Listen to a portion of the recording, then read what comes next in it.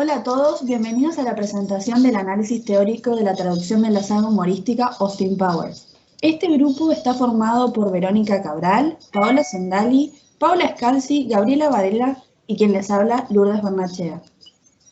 Para esta presentación hemos utilizado los textos sugeridos de los autores Martínez Sierra, Luna Alonso y Berber Irabién de Raico, quienes contribuyen al análisis de la traducción y sus errores desde diferentes puntos de vista. Según Martínez Sierra, es importante el papel del elemento visual en la traducción del humor en textos audiovisuales. Presenta 3 casos que utilizaremos en nuestros análisis. Luna Alonso se focaliza en el aspecto pragmático-cultural en las traducciones y finalmente Berber Irabién de Raico considera que la cultura es lo único que no se debería perder al momento de traducir y por eso critica la ausencia de la equivalencia translémica. Teniendo en cuenta las palabras de Luna Alonso, se entiende por cultura que el traductor cuente con determinados conocimientos previos. Estos conocimientos pueden ser geográficos, históricos, etc., sobre la nueva realidad al momento de la traducción. Podemos mencionar 2 ejemplos, aunque hay otros, con relación al aspecto pragmático-cultural al que hace referencia el autor. Como primer ejemplo, en la serie se ven aspectos culturales del país al que representan algunos de los personajes, en este caso Inglaterra, con los cuales el traductor va a tener que lidiar. Como se muestra en el video, vamos a ver. Aquí está. No pude obtener el lugar exacto, pero sí sé que el doctor Malito se ha mudado a otra guarida en las afueras de Tokio, Japón. Bueno, vamos a mostrar 2 casos. En este primer caso, la serie en sí crea su primera y gran barrera cultural que se da por el hecho de que los buenos son los ingleses y los malos se esconden en Japón, como se ve en el mapa. Para la audiencia inglesa es claro que se trata de los enemigos de la Segunda Guerra Mundial, en este caso Japón, y su consecuencia la Guerra Fría, donde abundaban los espías. Pero estos eventos no tienen por qué ser conocidos por la comunidad meta, por lo que consideramos que el valor pragmático-cultural se pierde en la versión traducida, ya que el valor geográfico e histórico, en este caso, son parte de la comedia solo para la comunidad de origen. El otro ejemplo, como también se ve en el video, es la alusión explícita cuando el mole o el agente hace su entrada en escena, donde no solo lo acompaña la banda sonora, que es un símbolo de la marcha granadera británica, sino también que se puede ver la bandera del Reino Unido solo al momento de la entrada del agente británico. Este es un caso donde el factor visual facilita la labor traductora, según Martínez Sierra. Pero considerando estos ejemplos, creemos que la versión traducida de la serie inglesa pierde por completo el valor pragmático-cultural en el sentido histórico de la versión origen, ya que, como hemos mencionado anteriormente, la carga histórico-bélica es muy fuerte. En esta escena vamos a ver el segundo caso desarrollado por Martínez Sierra, que si bien se da un cambio de combinación texto-imagen que produce una pequeña pérdida de carga humorística, pero aún así sigue resultando efectivo. El doctor Malito ha escapado. El segundo elemento que se logra mantener en la versión meta es la entonación y la pausa con la que los personajes enfatizan algunas escenas. En este caso es el elemento paralingüístico que se da en varias ocasiones, pero la más importante se da cuando los personajes se miran asombrados al escuchar la noticia de que el doctor Malito ha escapado. Esto se podría relacionar con lo que Luna Alonso menciona como procedimiento análogo, en donde el traductor consigue que sus traducciones mantengan un efecto o una sensación rítmica evocadora similar a la que provoca el original. El tercer elemento es de naturaleza visual, y aunque es cierto que contribuye a producir humor en ambas versiones, tanto en versión origen como en versión meta, no lo hace por los mismos motivos ni con la misma intensidad. En la versión origen, to have a mole o to be a mole, tiene una significación totalmente distinta a la versión meta.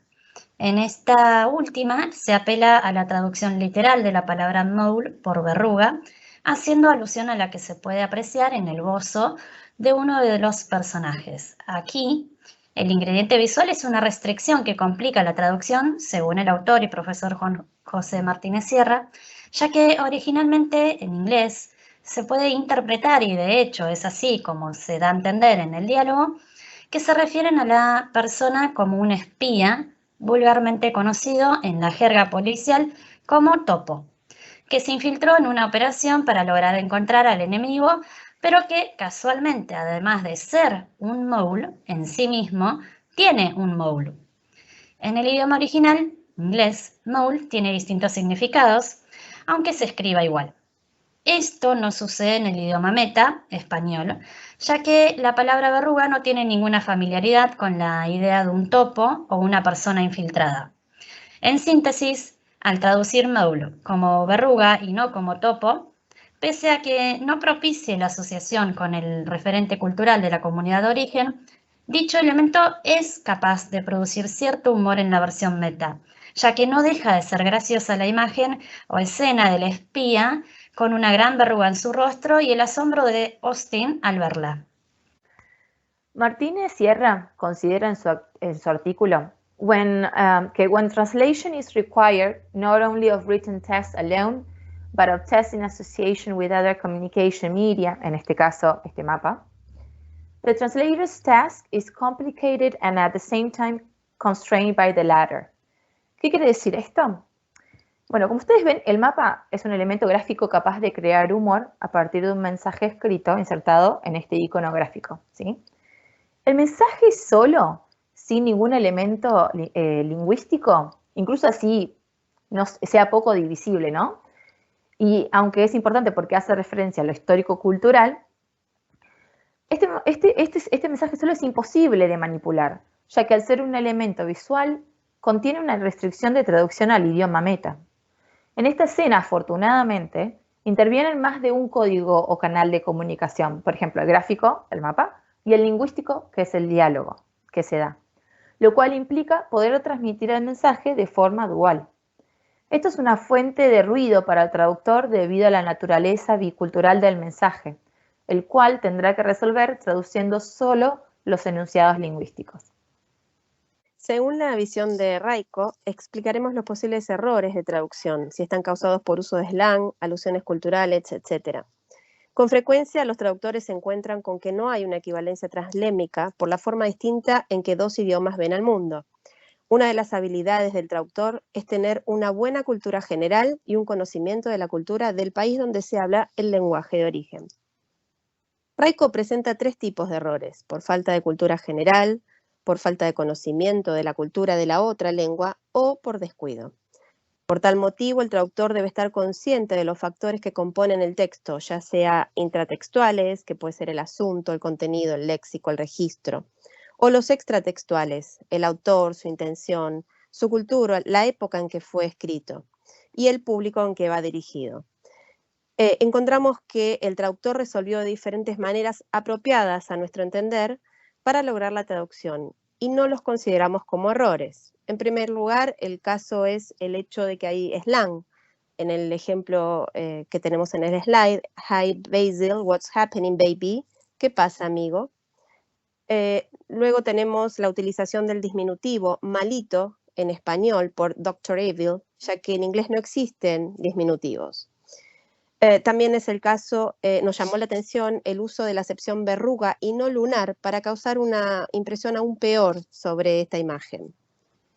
Por otro lado, como Vero ya ha mencionado, la frase en inglés get a mole, cuyo significado en español puede ser quitarse un lunar o introducir un espía, un infiltrado, vulgarmente meter un topo, se utiliza la misma frase para referirse a ambos sentidos en el texto origen, pero este juego de palabras planteado en el texto origen se pierde en la versión doblada, es decir, se da un cambio de combinación de texto.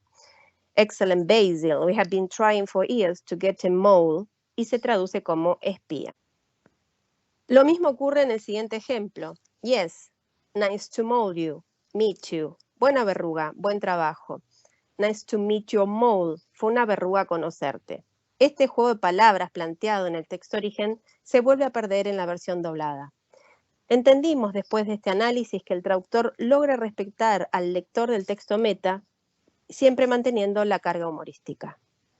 Y para finalizar esta presentación, queremos apreciar el trabajo de los traductores, que los traductores realizan, ya que es muy complejo. Ellos deben tener en cuenta diferentes restricciones, limitaciones y variables que existen, no solo en los textos audiovisuales, sino también la cultura en la que el texto original está inmerso y a la cultura meta a la que la traducción va dirigida. Y todo esto debe darse sin que el texto pierda su coherencia, cohesión y el humor que éste tiene por naturaleza. Por eso debemos recordar lo que Raiko expresa en su artículo, que las asociaciones difieren de persona a persona, así como el conocimiento de una persona nunca es idéntico al de otra, y lo mismo sucede de cultura a cultura. Agradecemos a nuestra tutora Gabriela por habernos permitido realizar este análisis. Les mostramos la bibliografía con la que trabajamos para nuestro video. Si les gustó este video, por favor denle like. Si quieren hacer algún comentario, háganlo aquí abajo. Y si quieren ver más videos como este, por favor suscríbanse. Gracias. Gracias. Gracias.